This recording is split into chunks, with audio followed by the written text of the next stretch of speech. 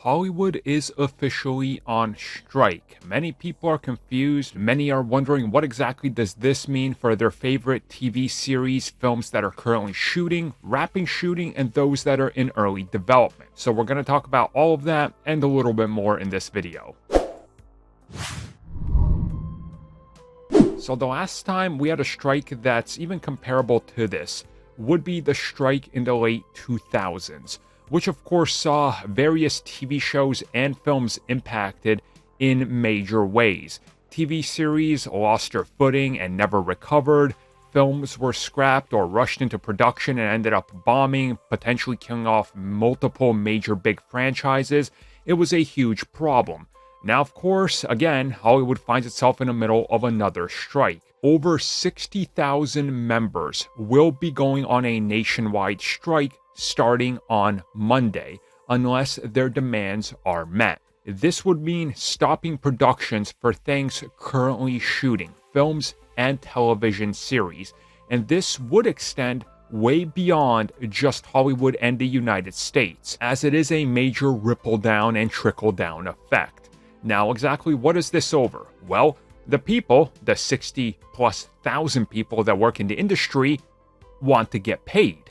They want money that they deserve. Now, depending on what company and where and how it's structured, some of them might get something here or there, but the general, direction that Hollywood has taken is, well, if you're a star of the film or your name is in the credits in, the top 20 people, you're probably getting some sort of residual from digital releases and everything. Many of these people that are working on things like scripts, set designs, and everything that are a part of this, here's the problem. They don't get that treatment.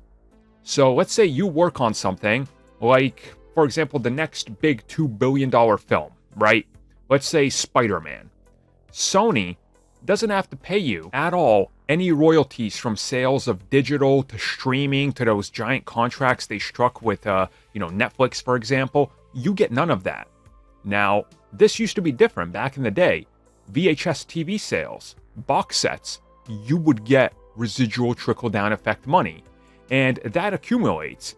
And sometimes you're talking about getting a check at the end of the year that's worth thousands of dollars just because of something or some property that was sold to a new streaming service. And you guys probably see this. Let's say if you go to Sci-Fi Channel, they're constantly showing Waterworld. You guys remember that movie, Waterworld, the film that bombed? That film has made so much money. Kevin Costner still gets a ton of money from that film because of how much they show it and the fact that it always pulls in a crowd. But the people that worked on that, they get it for the old stuff, VHS and DVD sales. Who still buys Waterworld on VHS or DVD? Nobody.